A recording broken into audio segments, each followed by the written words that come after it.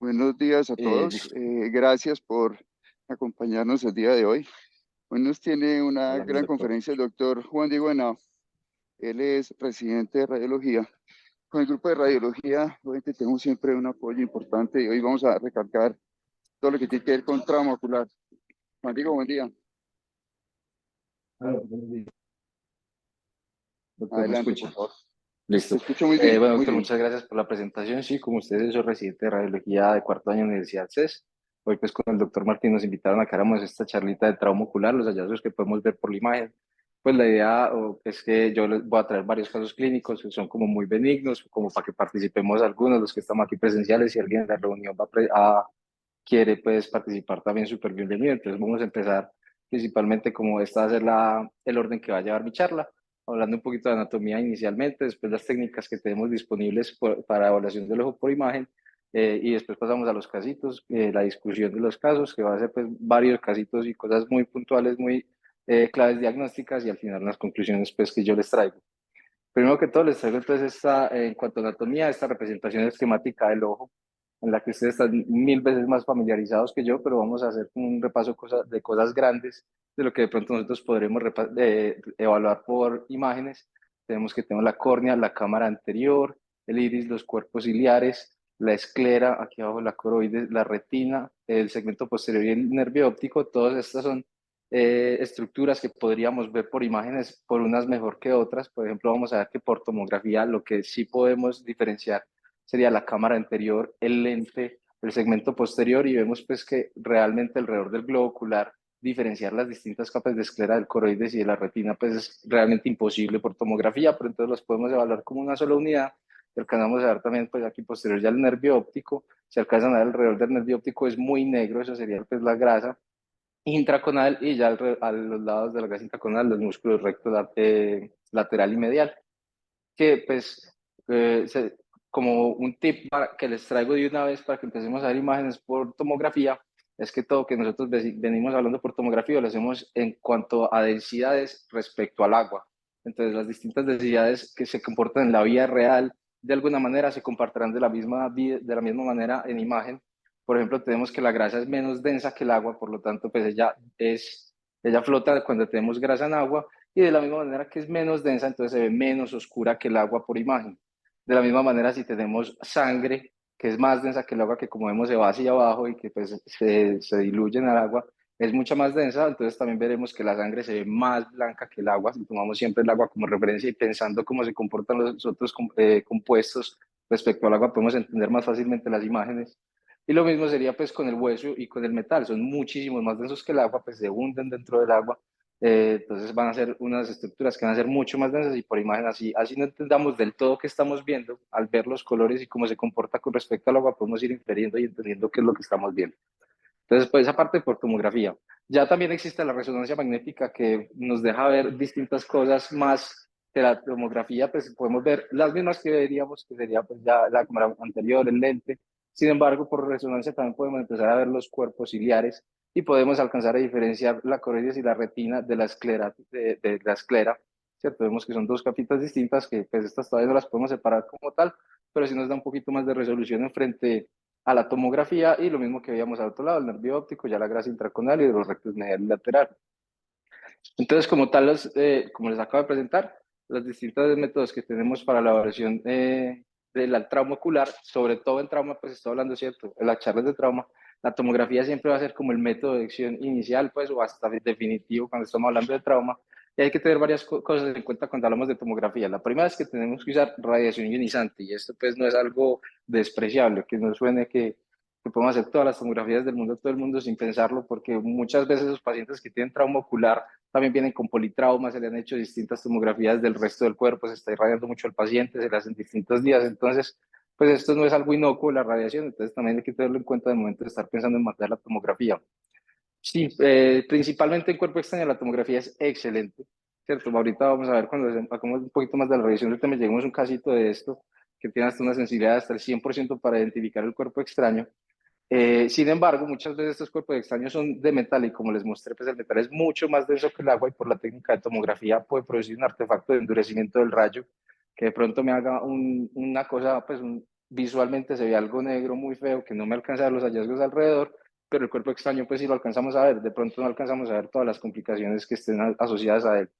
Lo que sí tiene muy bueno la tomografía también es que es ampliamente disponible en casi todos los servicios de urgencias va a haber, pues, y donde haya oftalmología va a haber tomografía.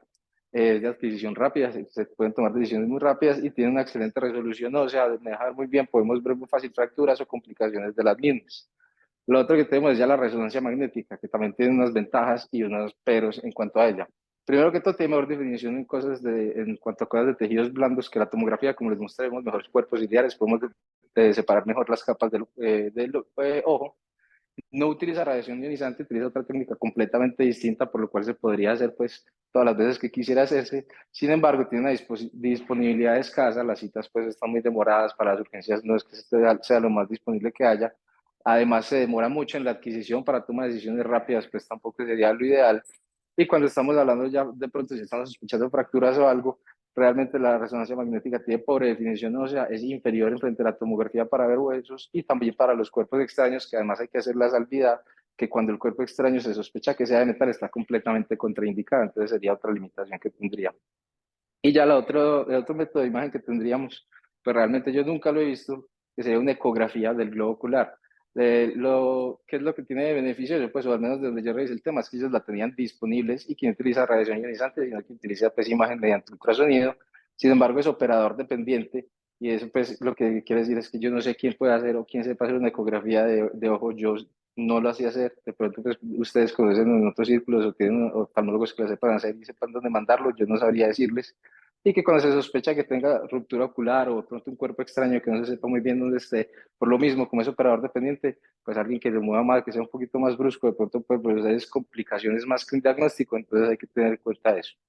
Pero bueno, vamos a empezar a ver unos casos clínicos, eso como en cuanto a generalidades de las imágenes, pues lo que les digo, ojalá pues participemos mucho, yo los trato de hacer como muy benignos, hasta les traigo la clínica, llega este paciente, ¿quién quiere ver la tomografía de este paciente?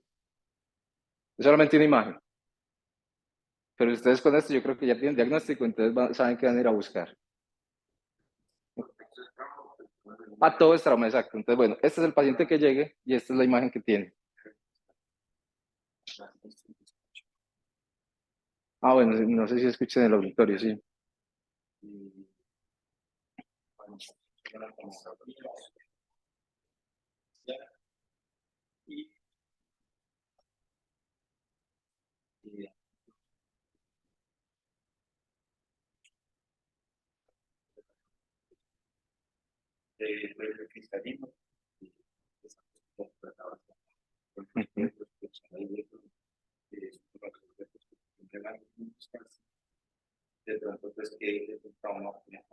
Exacto. Entonces, eso es lo que les quería tener. Muchas gracias. Entonces, sí, lo que acabas de decir es completamente verdad. Si nos podemos ver en el ojo derecho, si vamos a buscar la cámara anterior, pues no la tiene, ¿cierto? Tenemos una cámara anterior izquierda muy adecuada y la derecha pues está disminuida de volumen. Como tal, la forma del ojo no está alterada, sí, pero sí tiene algo en la cámara anterior que llama la atención. Entonces, lo que tenemos es una lesión corneal en la cámara anterior que cuando es superficial, pues realmente por imágenes no tenemos cómo hacer diagnóstico, nosotros es imposible verlo, pero cuando es profunda y puede haber una penetración completa de la córnea, pues puede haber una pérdida de volumen en la cámara anterior, lo que puede hacer que haya un desplazamiento del cristalino hacia anterior o que simplemente no se vea la cámara anterior, como muy bien dijiste. Aquí a la izquierda de la pantalla, a la derecha de la pantalla, qué pena, está pues la imagen de ejemplo, lo que acabamos de ver, ese es el hallazgo, muy bien. ¿Quién quiere ver la tomografía de este paciente?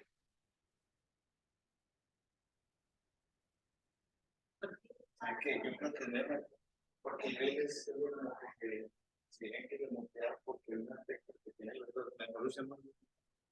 Y paso a este. Porque se monta, yo creo que se monta. Estoy como que que no están los dos.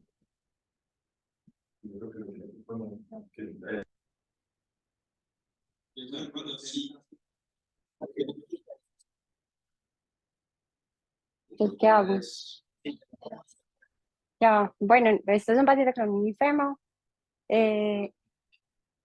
Y pues sí, ¿Qué es el por tomografía? O sea, que la imagen que está y La- sobre eso al lado para hipertensión y dónde está, qué dirías de esa imagen. listo. Entonces, en la cámara anterior se alcanza a ver pues como un aumento en la densidad, la hiperdensidad. una hiperdensidad en la cámara anterior por delante, pues como del cristalino, que ahí se alcanza a diferenciar muy bien, que sí, que se corresponde con la clínica, pues se corresponde como con un llenado de la cámara anterior por algo hiperdenso, que es la sangre. Ajá.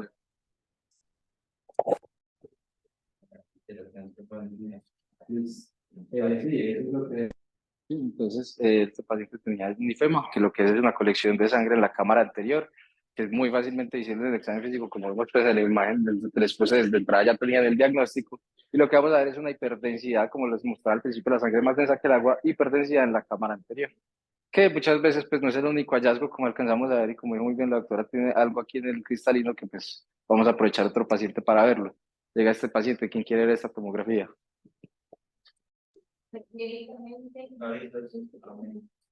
Hola, clínicamente ya pues sabemos que es una infiltración de cristalina y pues digamos la misma como es tomografía, podemos ver que en el punto derecho pues hay un cristalino subluxado que se tiene aproximadamente como unas cuantas líneas laterales y como paralelas y pues que ya van dando como al título pues como ya el antiguo y pues que se ve hiperdenso. Bueno. Ese ya tiene como una luxación completa del cristalino, ese ya llegó pues a la retina y obviamente comparándolo con el otro, pues es evidente la diferencia pues de luxación.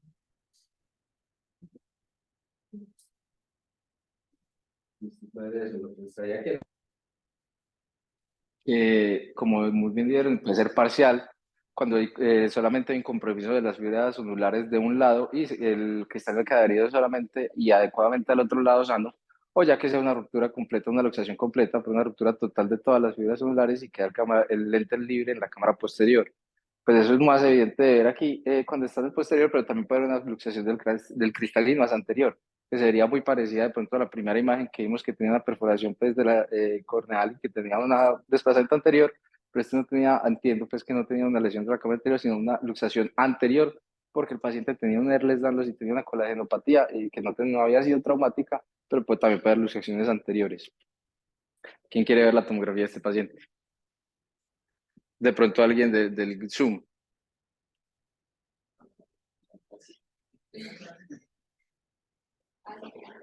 ¿Cómo? Dale tú.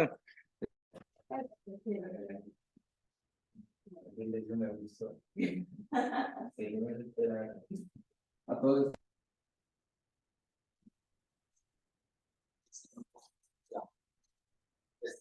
Eh, bueno, acá vemos pues que las densidades de los cristalinos pues en ambos ojos están diferentes. Y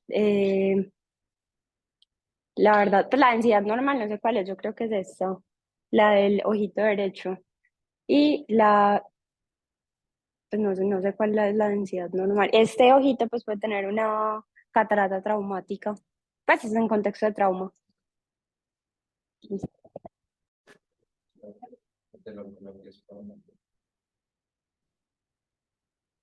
Sí, sí, es una catarata traumática, muy bien, y me gustó lo que me preguntó usted, la doctora, que no sé cuál es la densidad normal, si esta o esta. Entonces vamos a ver que la fisiopatología, es que entiendo, ustedes saben mucho más que yo, me disculparán, que la fisiopatología es un edema del cristalino posterior a un trauma. Y si ese edema es que hay aumento de agua ahí, entonces si nos volvemos, lo que les digo, las densidades son como en la vida real. Si se llena de agua, algo que era más denso que el agua, lo va a volver menos denso. Entonces este va a ser el que es más denso y como la fisiopatología es edema, entonces, este va a ser el que está infiltrado por agua, el izquierdo, y por eso se hace más hipodenso. Exacto, ¿cierto? Es muy lógico.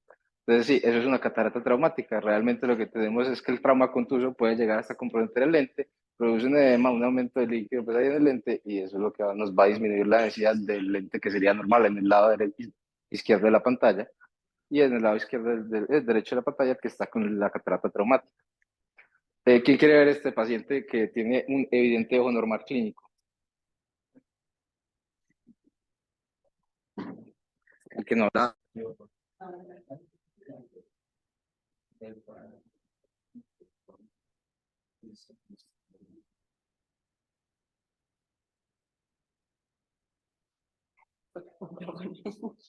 Pues,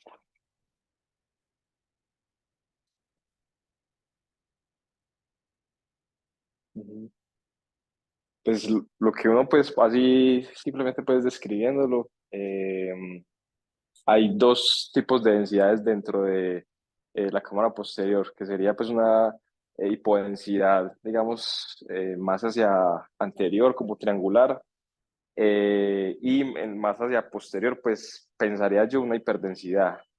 Y pues ya comparándolo aquí pues con el ultrasonido, pues sí, uno pensaría un desprendimiento de retina, pero eh, digamos que sería como la descripción.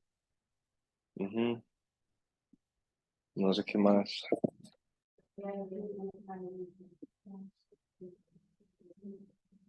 Listo. Diciendo, es verdad, tenemos dos densidades, pues en imagen de tomografía, dos densidades, las dos en el segmento posterior, y vemos que una tiene como esta forma de tienda de campaña, como V, ¿sí o qué? Y la que vos estás diciendo que es más hiperdensa en posterior, pues que le está conformando. Lo que tenemos es un desprendimiento de retina que tiene esta imagen clásica o forma de V por las inserciones fuertes que tiene la retina del disco óptico, entonces eso no deja que se desprenda del todo y se ve esa V muy, muy característica que se puede ver desde la ecografía, pues esta foto sí me parece muy bonita, entonces se las puse que tiene la V muy, muy buena para decir el desprendimiento de retina. Y llega este segundo paciente que era muy, muy, muy amigo de él. Dale, dime, hay una pregunta. Acá, ya, pues esta no es la mejor ventana y esta es una foto tomada de un artículo, entonces no te podría decir con certeza que esto sea aire, no, pero esto puede ser aire dentro del párpado, pues, o no, no creo que esté dentro del ojo, pues, o ya quién sabe qué podría ser, pero por la densidad no me da, eso es aire que está ahí por el párpado, no es nada como muy preocupante, el hallazgo real es este de acá atrás. Ah, bueno, y como me dijo muy bien el doctor, es hiperdenso pues aquí alrededor porque esto se alcanza a llenar de fluido y de sangre, entonces aumenta la densidad de la cámara posterior o el segmento posterior, qué pena. Otro paciente con el ojo pues normal, ¿cierto? Técnicamente normal, yo creo que ya todos hablaron, entonces vamos a pasar, yo me regalo para este. Tenemos que de una tomografía pues simple de órbitas y vemos que hay unas hiperdensidades en el segmento posterior como en forma lenticular de base de implantación amplia y un ángulo como muy obtuso, no muy agudo y que está respetando la cámara posterior. Ya que yo hice la descripción y ya vieron, pues de pronto alguien se atreve a decir qué es lo que tiene este paciente. Tiene, exacto, tiene una imagen muy parecida al desprendimiento de retina, pero en este caso, exacto, es más de un desprendimiento coroideo porque lo que pasa con el desprendimiento coroideo es que dentro del tramo puede haber una disminución de la presión ocular y eso disminuye la presión del espacio supracoroideo y eso permite que no haya acumulación de fluido de sangre en la capa coroidea, muy bien. Y como muy bien lo dijiste, que solamente es a los lados y que es como en esta forma lenticular que yo les digo, y no va a llegar hacia el disco óptico como en la B que veíamos en el desprendimiento de retina, pues esto sería así, un desprendimiento coroideo que respeta toda la parte posterior del segmento posterior aquí del ojo. ¿Listo? Llega este último paciente con el ojo sin clínica muy evidente, pero nos encontramos con eso. ¿Quién quiere decir qué es lo que tiene este paciente? Una descripción semiológica, pues, ¿cierto? De semiológica en cuanto a radiología, lo que les digo de densidades. De pronto, mis amigos de radiología, ¿quién quiere decir? Mm,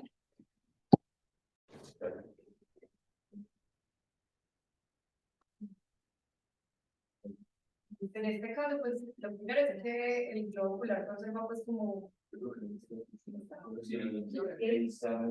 Póntelo bien, suena. entonces, lo primero es que el globo ocular conserva pues como toda la forma característica, pero adentro está ocupado por su material muy denso, pues por una densidad. Lo que pensé es que hace pues como madera que ya está. Entonces, este paciente tenía una hemorragia vitreal. De nuevo, si nos ponemos a ver solo por densidades, por cómo se ve, es muy fácil deducir que esto es algo más denso que el agua y que posiblemente en un contexto de trauma va a ser sangre. Entonces, una hemorragia vitrea, que es una ruptura de los vasos retinianos que resultan sangrados en el segmento posterior. Decime.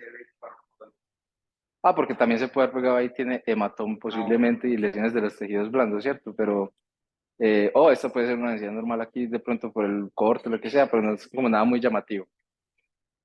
Llega este paciente, ¿cierto? Con una clínica de ojo claramente no normal. ¿Quién quiere ver la tomografía de este paciente? A ver.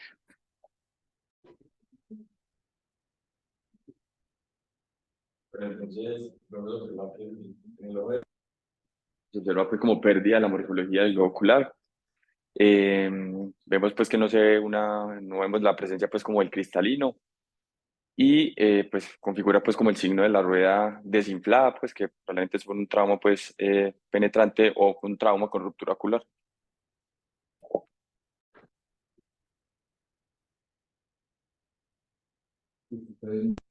Es una ruptura ocular que pues, las rupturas oculares pueden ser por un trauma contuso o por un trauma penetrante. Cuando es por un trauma contuso, lo que pasa es que por la fisiología de la inserción de las escleras posteriores a los músculos rectos es como la parte más delgada de toda la esclera y es ahí donde se tiende a romper. Y ya cuando es trauma penetrante puede ser pues, en cualquier parte donde lo penetre se rompe. Cuando hay una sospecha clínica, la tomografía tiene una sensibilidad del 56 al 75% para identificar que hay una ruptura. Y si no hay sospecha, pues no disminuye, sigue siendo desde el 56 para baja hasta el 68% si clínicamente no es tan claro, si de pronto la sospecha no es la mejor. Pero podemos ver que tiene una sensibilidad pues adecuada para una ruptura del globo ocular porque puede tener unos signos muy pequeños, muy sutiles, que ya voy a poner unos ejemplos. Y pues ya cuando de pronto como vemos que nos está faltando bastante cantidad de porcentaje para tener una sensibilidad bien alta de ruptura, si clínicamente se sigue dudando mucho, así la tomografía llega que no hay ruptura, si hay mucha sospecha clínica, sí se puede pasar a resonancia para descartarlo porque ya tiene mejor resolución de contraste, pero siempre como en primer momento pedir la tomografía. Cuando tenemos ruptura ocular, tenemos unos signos directos pues, que nos van a decir que está pasando. Como dijo muy bien Santiago, pues hay una pérdida de volumen y una alteración de los contornos del globo ocular, que esto, como él dijo, se llama como el signo de la rueda desinflada. Pero hay otros signos, bueno, y también podemos ver que eso puede ser tan sutil, este es el ejemplo que les traigo, pues no es una cosa tan desinflada como esta, tan fea, tan evidente, pero sí tiene una pérdida de la esfericidad y tiene como unas angulaciones y aquí pareciera como una arruguita dentro del borde nasal aquí del globo ocular, pero pueden ser cambios mucho más sutiles y que en un corte coronal puede ser en el único, pues si me crees, este es el reborde orbitario, el reborde orbitario, y este sería un corte coronal y también puede haber simplemente o solamente pérdidas como de la morfología en los cortes coronales, que por eso tendríamos que ver las imágenes en todos los planos para que no se nos vaya a pasar algo así. También tenemos que hay unas condiciones como la miopía, por ejemplo, que hace en este caso con un aumento del diámetro anteroposterior del globo ocular, que con que el paciente pues pueda tener trauma y uno llegue y le vea una alteración del contorno del ojo, pues no, realmente no tiene que estar relacionado con ruptura, sino que el paciente de base ya tenía una alteración de la morfología ocular, entonces hay que estar como más familiarizado con algunas de estas etiologías que pueden pasar. Llega este otro paciente también con un trauma muy evidente en el ojo.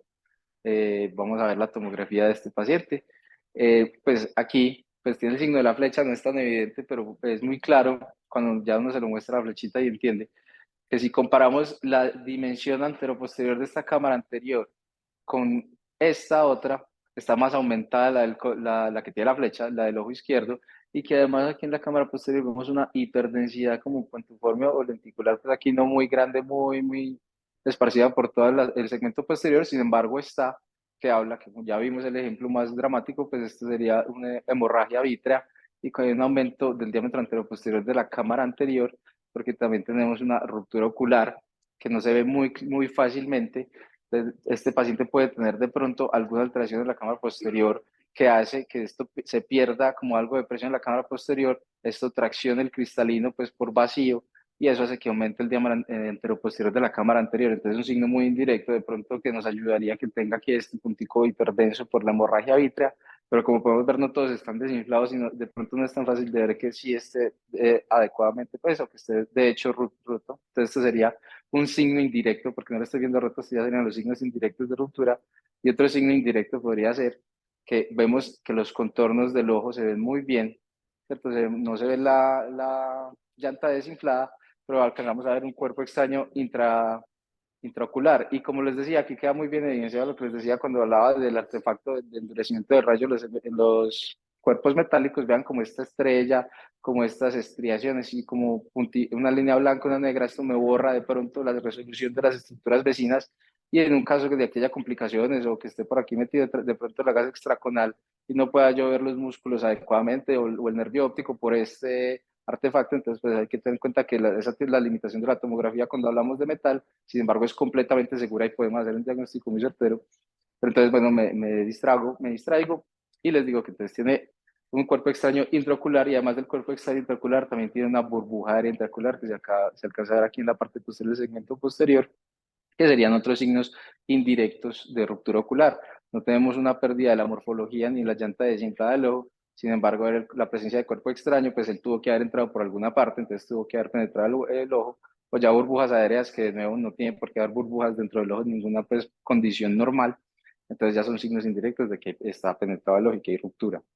Este es un caso de la vida real, llegó este paciente de la clínica CES, ¿quién quiere ver la tomografía de este paciente? Me están escribiendo. Ah, no, bueno. Este paciente, ¿quién quiere ver? A ver.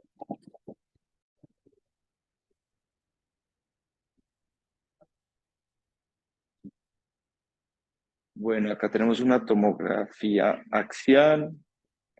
Podemos observar en el globo ocular izquierdo, podemos ver, me pareciera ver edema en los tejidos, pues, como en los párpados, ¿cierto? Se ve, pues, pareciera edema y ya, pues, dentro de la cavidad orbitaria se ve una lesión hiperdensa entre la pared medial del globo ocular y pareciera, pues, que compromete el recto medial, mecalodoacides intraconal eh, y ya, pues, habría que correlacionar.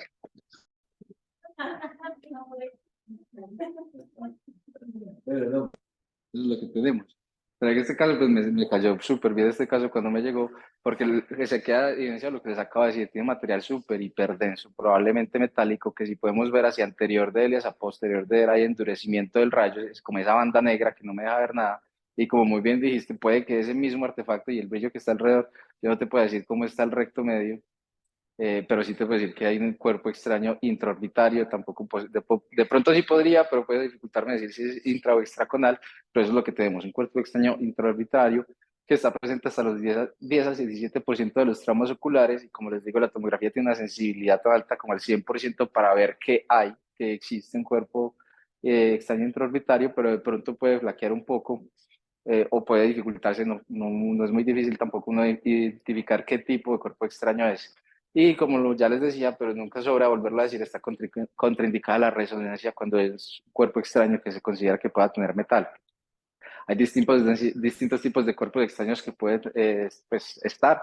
Ustedes si ven, este es el mismo paciente. Esta es una ventana para hueso, pues una ventana para tejidos blandos, qué pena, y aquí se alcanza a ver muy bien como los huesos se ven muy brillantes y todo, y también se ve muy brillante este cuerpo extraño que de pronto uno podría pensar que es algo muy denso, como con metal o algo, pero podemos ver que miren que no tiene endurecimiento del rayo, se deja ver muy bien los bordes de él, no me está borrando ninguno de los hallazgos posteriores, y ya cuando lo ponemos en una ventana de hueso que me deja ver muy clarito aquí el huesito muy bien definido, y vemos que esto realmente es menos denso que el hueso, y es uno de los cuerpos extraños pues muy frecuentes que se puede ver, que sería un cuerpo extraño plástico. Ah, bueno, no les conté, este paciente estaba podando una podadora, se rompió algo de la podadora y le voló directamente al ojo, pues y era un metal ahí con un chamizo de la podadera. Eh, pues, lo que les decía, es un cuerpo extraño de plástico.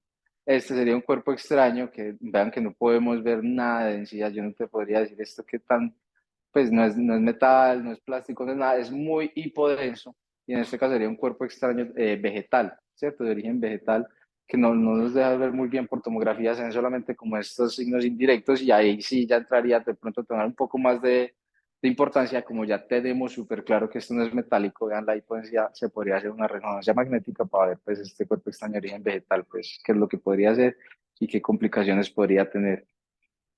Y con eso creo que, bueno, les traigo las conclusiones. Lo mismo, tomografía, el método de elección del trauma siempre va a ser el método inicial para verlo, para hacer las complicaciones, para ver qué es lo que está pasando.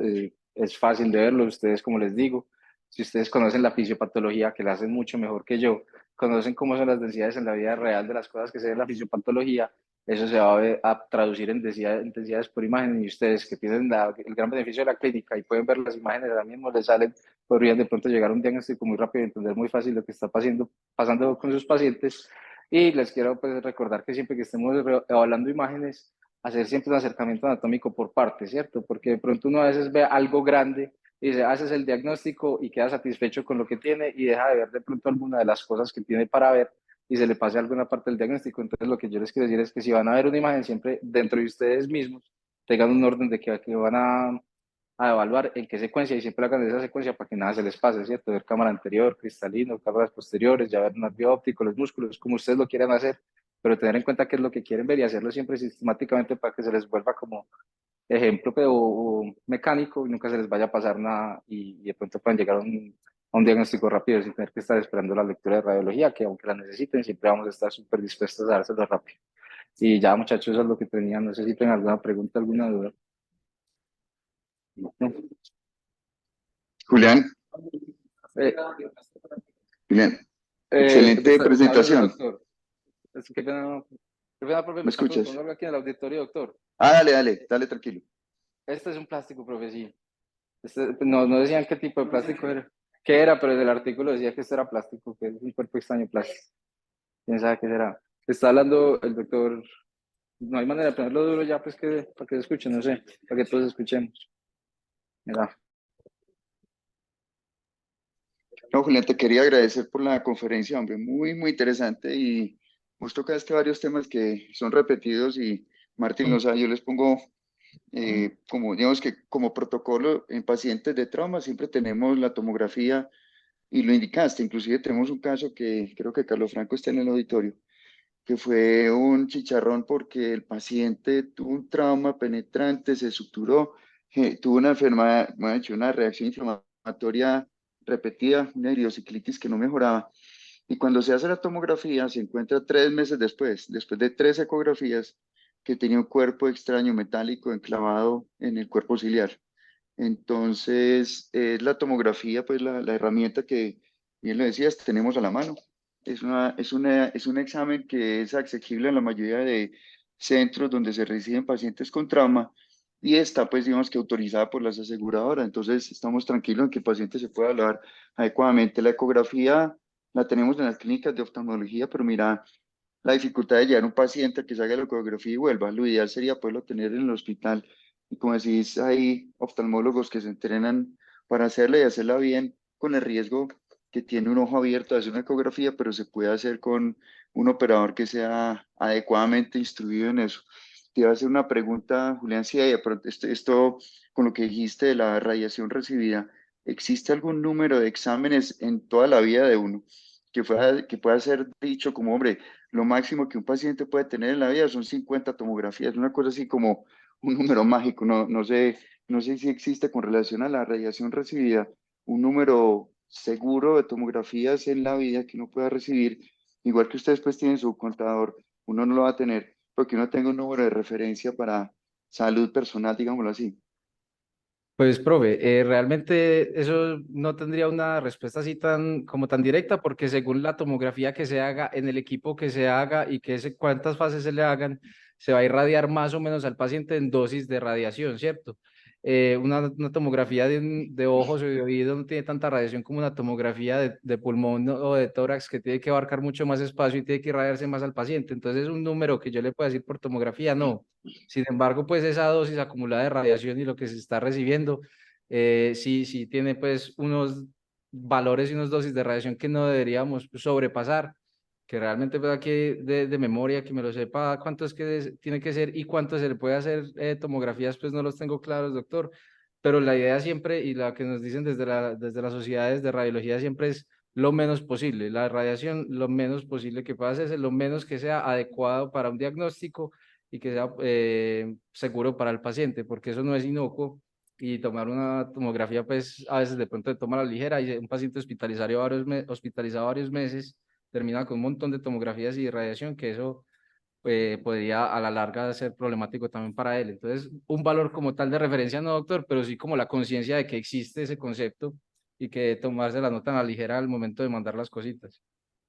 Y otra cosa, Julián, que le hemos hablado es que nosotros fallamos muchas veces en que no solicitamos la tomografía diciendo qué es lo que estamos buscando, que pudiéramos dar más herramientas a ustedes para como exprimir más la imagen y el paciente y todo lo demás. Entonces esa es una recomendación que siempre les hacemos a todos, que tengan como el tiempo de escribir algo de la historia, que les permite a ustedes como enfocar mejor el estudio, porque no es solo el examen que se nos reporta, sino que ustedes tienen una cantidad de opciones extra que pueden, digamos que botoncitos que pueden apretar para darnos todavía más información. Entonces, esa es parte de la razón por la que con Martín siempre hemos hablado que es importante esta cercanía con el grupo de radiología para entender un poquito más de los exámenes y para que trabajemos en conjunto.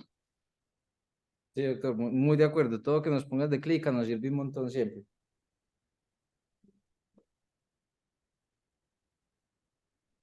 No sé si alguien más quiera comentar de los que están en vivo.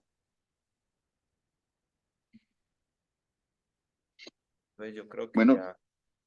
sí, si no es así, muchas gracias, Julián, de nuevo por la intervención. Excelente y, como te decíamos, queda grabada porque me parece que esto es muy interesante para, pues, para ustedes y para muchos médicos, inclusive lo compartimos con los médicos de urgencias, porque esto les sirve como herramienta de estudio para entender un poco la patología del paciente y cómo poderla estudiar de una manera más adecuada. De nuevo, muchas gracias y gracias a Martín por la colaboración. Gracias a todos, excelente. Gracias.